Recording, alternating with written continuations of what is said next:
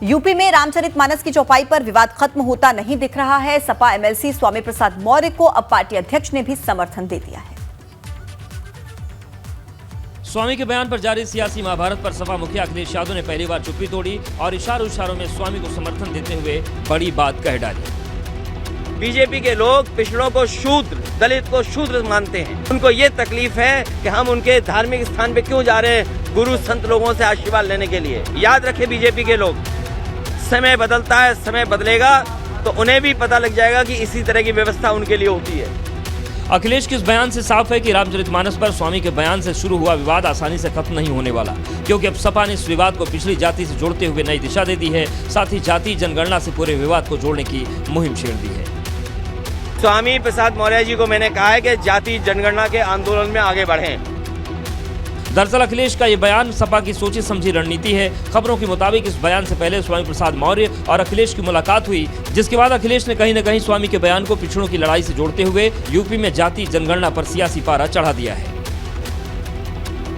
स्वामी प्रसाद मौर्य के बयान पर सियासी पारा हाई हो चुका है। अखिलेश ने जहां इस विवाद को नई दिशा दी है, वहीं स्वामी अपने बयान पर अड़िग है। रामचरितमानस की चौपाई पर दिए विवादित बयान पर स्वामी प्रसाद मौर्य का हठयोग जारी है। विवादित बयान पर छिड़ी महाभारत को अखिलेश यादव के बाद अब स्वामी प्रसाद मौर्य भी जातिगत मुद्दे से जोड़ते नजर आए और कहा कि वो अपने बयान पर कायम है। चौपाई के कुछ अंश जिससे इस देश के शूद्र समाज में आने वाले सभी जात के लोगों को अपमानित किए जाने की टिप्पणी की गई है, हमने उन अंशों का उद्धरण किया। स्वामी के हठयोग को अखिलेश का समर्थन मिलने पर विरोधी हमलावर हैं। अब भाजपा ने सपा पर तीखे प्रहार तेज कर दिए हैं। मुख्यमंत्री की कुर्सी नहीं रहने के कारण तड़प रहे हैं। मछली जैसे पानी के बिना तड़पती है, सत्ता के बिना अखिलेश जी और समाजवादी पार्टी के गुंडे, अपराधी और दंगाई तड़प रहे हैं। स्वामी के बयान को पार्टी मुखिया का समर्थन मिलने पर भाजपा ने अखिलेश के खिलाफ मोर्चा खोल दिया है। आदरणीय अखिलेश यादव जी ये बताएं कि स्वामी प्रसाद मौर्य के रामायण संबंधित बयान से वो सहमत है या असहमत। 2024 में जनता की अदालत में इस विषय को उठाएंगे कि ये वो पार्टी है जिसने राम और रामचरितमानस के विरुद्ध बोला था, इसलिए ऐसी पार्टी के विरुद्ध जनता फैसला देगी। भारत जोड़ो यात्रा पर निकले राहुल गांधी जोशीमठ आपदा का जायजा लेने के लिए उत्तराखंड आने वाले, जिसकी तारीख भी तय हो चुकी है। उत्तराखंड कांग्रेस के प्रदेश उपाध्यक्ष सूर्यकांत धस्माना ने देहरादून में इसका ऐलान कर दिया। हम राहुल जी का पत्र, खड़गे साहब का पत्र हर घर तक पहुंचाएंगे। 24 जनवरी को जम्मू में भारत जोड़ो यात्रा के दौरान उत्तराखंड कांग्रेस के नेताओं ने जम्मू कश्मीर में मुलाकात की थी और जोशीमठ के बारे में बताया था। तब कांग्रेस के मुताबिक राहुल गांधी ने इसरो की ओर से जोशीमठ के सैटेलाइट तस्वीरें हटाने पर हैरानी जताई थी। जम्मू में राहुल गांधी से उत्तराखंड कांग्रेस अध्यक्ष करण माहरा, पूर्व मुख्यमंत्री हरीश रावत समेत उत्तराखंड कांग्रेस के वरिष्ठ नेता मिलने गए थे। इन सभी नेताओं ने तब भी राहुल गांधी को जोशीमठ आकर हालात का जायजा लेने के लिए आमंत्रित किया था। कांग्रेस नेताओं के मुताबिक राहुल गांधी ने उनका न्योता शहर स्वीकार कर लिया था, लेकिन तब तारीख का ऐलान नहीं हुआ था। हम लोगों ने जो यहाँ का नेतृत्व है, हम सब ने उनसे कहा है कि वो आए, क्योंकि उनने चिंता व्यक्त की। ये चिंता उनकी तरफ से थी हिमालय को लेकर। पूरा हिमालय दरक रहा है, इसके लिए सरकार को ठोस नीति बनाने की जरूरत है। इसके पहले उत्तराखंड के मुख्यमंत्री पुष्कर सिंह धामी ने राहुल गांधी को जोशीमठ आने पर स्वागत किया था। हम सबका स्वागत करते हैं, हम कोई दलगत भावना से काम नहीं कर रहे हैं, तो ये राजनीति करने का समय नहीं है। 2024 के आम चुनाव से पहले यूपी के जाटलैंड में फिर से आर पार की लड़ाई शुरू हो गई है। गन्ने पर पश्चिम में एक बार फिर से गदर शुरू हो गया है। भारतीय किसान यूनियन ने सरकार के खिलाफ हल्ला बोल शुरू कर दिया है। और मुजफ्फरनगर की धरती पर भारतीय किसान यूनियन ने जीआईसी मैदान में अनिश्चितकालीन धरने की घोषणा को लेकर महापंचायत की, जहां दूर दूर से आए किसानों ने अपनी आवाज बुलंद की। यहां एमएसपी सहित बिजली, गन्ना मूल्य और भुगतान के अलावा अन्ना पशुओं के मुद्दे को उठाया गया। अभी बताया कि गन्ना मूल्य का भी एक मुद्दा है और गन्ना भुगतान का भी मुद्दा है। एक सबसे बड़ा मुद्दा जो है बिजली का है। बिजली फ्री का जो वादा हुआ था, उसमें इन्होंने बिजली जो है निजी नलकूप में मीटर लगाने शुरू कर दिए। और एक बड़ा मुद्दा जो है वो आवारा पशुओं का भी है, उसका सरकार कोई समाधान नहीं कर पाई आवारा पशुओं का, उसने किसानों को बर्बाद करके रख दिया। किसानों के मुद्दे को लेकर टिकैत बंधुओं ने सरकार के खिलाफ मोर्चा खोल दिया है। उनका दावा है कि इस बार सरकार के खिलाफ लड़ाई लंबी चलेगी। एक ट्रैक्टर 15 आदमी 10 दिन, ये कामों में तैयार हो जाएंगे तो आंदोलन बहुत लंबे चल जाते हैं। इसके अलावा राकेश टिकैत ने सरकार पर साजिश का आरोप लगाया। कहा कि जमीन और किसान के खिलाफ साजिश हो रही है। बिजली की समस्या है, गन्ना भुगतान की समस्या है, फर्जी मुकदमों की समस्या है, ये सब समस्या है। उत्तर प्रदेश कांग्रेस कमेटी के अध्यक्ष बृजलाल खाबरी ने अगले साल होने वाले लोकसभा चुनाव के लिए बड़ा दावा कर दिया है। झांसी में हुए एबीपी गंगा के कार्यक्रम बुंदेलखंड महापंचायत में कांग्रेस प्रदेश अध्यक्ष ने लोकसभा चुनाव में यूपी के सभी 80 सीट जीतने का दावा ठोक दिया। जनता जनार्दन के दम पर 80 की 80 हमें मिलेंगी। 80 सीट जीतने के शंखनाद के साथ ही बृजलाल खाबरी ने इस पूरी योजना पर कांग्रेस कैसे अमल करने वाली है इसकी चर्चा की। 60 साल बनाम 8 साल पर जब चर्चा करेंगे। बृजलाल खाबरी यही नहीं रुके, उन्होंने बुंदेलखंड महापंचायत में कांग्रेस की सरकार आने पर बुंदेलखंड को अलग राज्य दर्जा देने का भी ऐलान कर दिया। जनता जनार्दन मौका देती है तो बुंदेलखंड के विकास के लिए सबसे बड़ा काम बुंदेलखंड राज्य होना चाहिए। फिलहाल कांग्रेस की योजना हाथ से हाथ जोड़ो अभियान को सफलतापूर्वक पूरी कराने की है। इसको लेकर पार्टी यूपी में जुटी हुई है। 80 लोकसभा सीटों वाले यूपी में राहुल की भारत जोड़ो यात्रा महज 2.5 दिन ही रही, जिसमें उन्होंने 3 लोकसभा सीट और 11 विधानसभा सीटों का दौरा किया।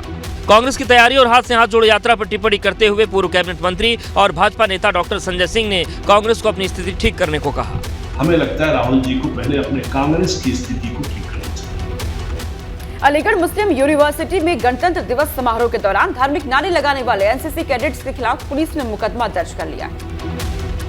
एएमयू के छात्र पर मुकदमा दर्ज कराया गया है। एक हिंदू संगठन के सदस्य योगेश वार्ष्णेय ने, जिन्होंने अलीगढ़ के सिविल लाइंस थाने में शुक्रवार को तहरीर दी थी, जिसमें आरोप लगाए गए कि गणतंत्र दिवस समारोह में देश विरोधी नारे लगाए गए हैं, जिसके बाद पुलिस ने धारा 153 बी और 505 के तहत मुकदमा दर्ज कर लिया है।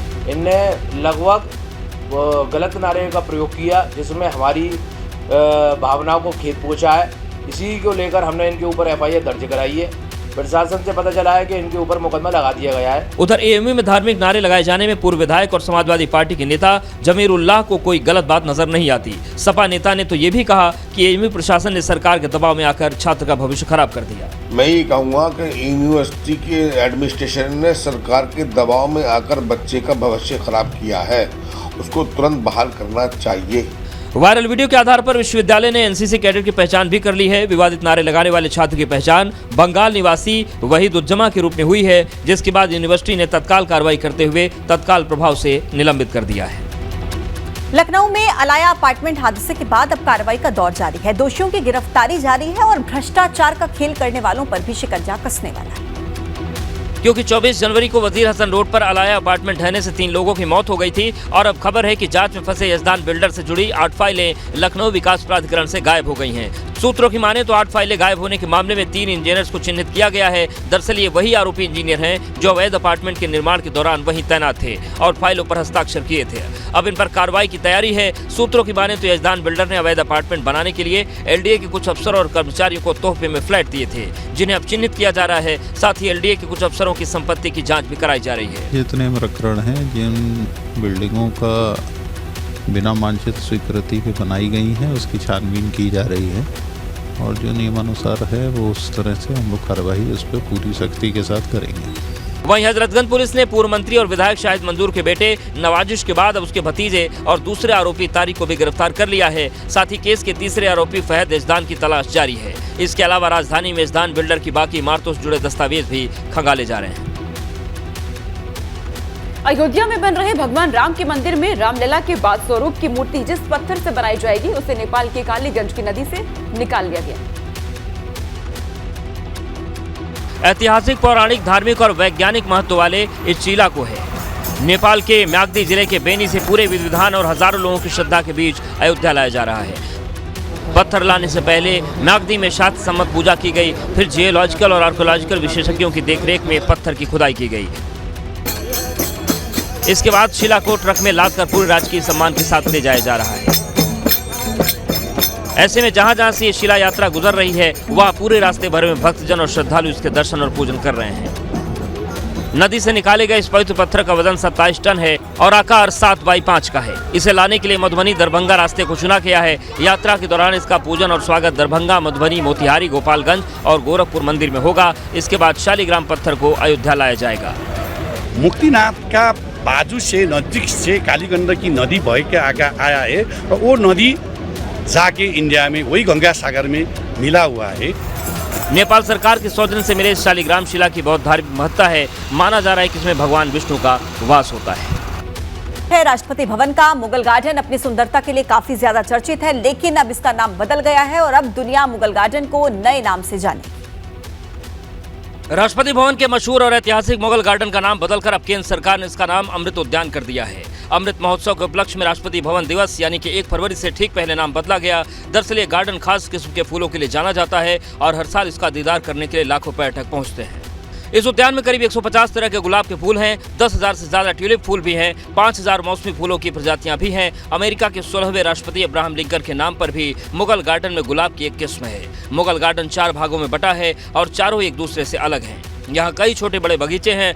बटरफ्लाई गार्डन में फूलों के पौधों की बहुत सी पंक्तियां लगी हुई हैं। तितलियों को देखने के लिए यह जगह सबसे शानदार है। मुगल गार्डन में फूलों के साथ साथ जड़ी बूटियां और औषधियां भी उगाई जाती हैं। इनके लिए अलग हिस्सा है जिसे औषध उद्यान कहते हैं। राष्ट्रपति जी का ये निर्णय था जो कि आज आपको अनाउंस किया है। अमृत उद्यान में सारे गार्डन्स आएंगे और ये आज़ादी का अमृत महोत्सव को देखते हुए उसी की भावना के अनुरूप किया गया है। 15 एकड़ में फैला ये गार्डन 1928-29 में बनकर तैयार हुआ। आज़ादी से पहले यहाँ ब्रिटिश वायसराय रहा करते थे और इसकी डिजाइन एडविन लुटियंस ने साल 1917 में बनाई थी।